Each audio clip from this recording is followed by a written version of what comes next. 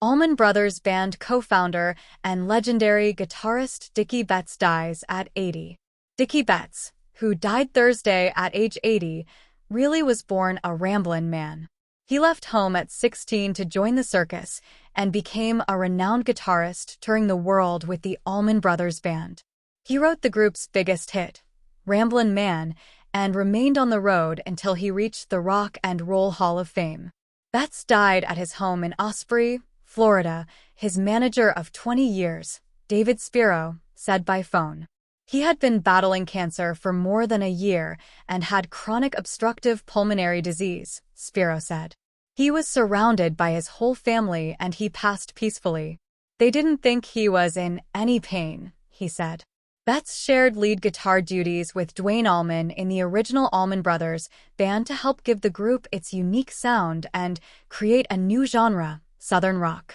The band blended blues, country, R&B, and jazz with 60s rock to produce a distinct sound that influenced a host of major acts, including Lynyrd Skynyrd, ZZ Top, Fish, Jason Isbell, and Chris Stapleton, among many others. My first concert was Dickey Betts at Coleman's in Rome, New York in 1983, blues rock guitarist Joe Bonamassa said in an Instagram post Thursday, crediting Betts with inspiring his favorite electric guitar model. Blew my mind and made me want a Les Paul. Other tributes came from members of the Allman Brothers Band's extended family. Guitarist Derek Trucks and his wife and bandmate, Susan Tedeschi, posted on their Instagram account that Betts was one of best to ever do it. Trucks joined the Allman Brothers Band in 1999. His uncle Butch Trucks was one of the band's two founding drummers. Bassist Barry Dwayne Oakley, son of Allman Brothers founding bassist Barry Oakley, honored his Uncle Dickey on Facebook, saying, "If not for him, I don't think I would be a touring musician." The Cat in the Hat will never be forgotten and will always be honored not only for the wonderful life he lived, but the wonderful music he has left behind for all of us to share and remember. Founded in 1969, the Allmans were a pioneering jam band, trampling the traditional formula of 3-minute pop songs by performing lengthy compositions in concert and on record. The band was also notable as a biracial group from the Deep South. Duane Allman died in a motorcycle accident in 1971, and Barry Oakley was killed in a motorcycle crash the following year. That left Betts and Allman's younger brother, Greg, as the band's leaders, but they frequently clashed, and substance abuse caused further dysfunction. The band broke up at least twice before reforming and has had more than a dozen lineups. The Allman Brothers Band was inducted into the Rock and Roll Hall of Fame in 1995 and earned a Lifetime Achievement Grammy Award in 2012. Betts left the group for good in 2000. He also played solo and with his own band Great Southern, which included his son, guitarist Duane Betts. Forrest Richard Betts was born December 12, 1943, and raised in the Bradenton, Florida, area, near the Highway 41 he sang about in Ramblin' Man. His family had lived in area since the mid-19th century. A descendant of Canadian fiddlers, Betts was listening to string bands before he even started school. He developed a fondness for country, bluegrass, and western swing, and played the ukulele and banjo before focusing on the electric guitar because it impressed girls. But he usually did his songwriting on an acoustic guitar. Betts changed schools often because his father worked construction, and those memories later inspired him to write Ramblin' Man. His first big road trip came when he joined the circus to play in a band. He returned home, and with Oakley joined a group that became the Jacksonville, Florida-based band Second Coming. One night in 1969, Betts and Oakley jammed with Duane Allman, already a successful session musician, and his younger brother. Together, they formed the Allman Brothers Band.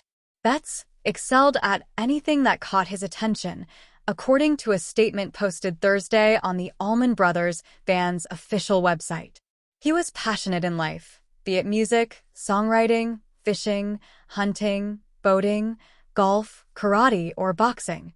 The group moved to Macon, Georgia, and released a self-titled debut album in 1969.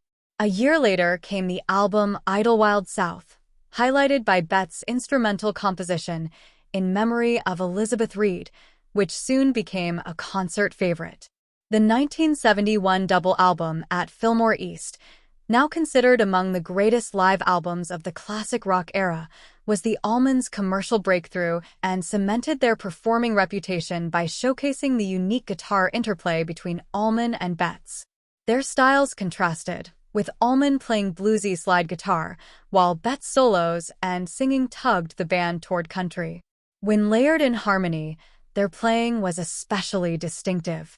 The group also had two drummers, Butch Trucks and John Lee Jimo Johansson, a black musician from Mississippi who helped integrate Southern rock.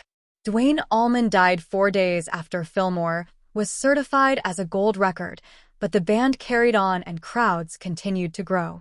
The 1973 album, Brothers and Sisters, rose to #1 on the charts and featured Ramblin' Man, with Betts singing the lead and bringing twang to the top 40. The song's intro suggested a fiddle tune, while the coda was inspired by Derek and the Dominoes' Layla, an earlier hit that had featured Duane Allman. Ramblin' Man reached #2 on the singles charts and was kept out of the #1 spot by Half Breed by Cher, who later married Greg Allman. Betts' composition became a classic rock standard, with his soaring guitar reverberating in neighborhood bars around the country for decades. Ramblin' Man was the Allmans' only top 10 hit, but Betts' catchy 7.5-minute instrumental composition Jessica, recorded in 1972, also showed his knack for melodic hooks and became an FM radio staple. Painstaking in his approach to songwriting, Betts spent 2 months composing Jessica, which was inspired by the music of jazz guitar great Django Reinhardt. Betts also wrote or co-wrote some of the Allmans' other best love songs, including Blue Sky and Southbound. Dormant for most of the 1980s, the Allman Brothers Band launched a comeback in 1990 with Warren Haynes joining Betts on guitar.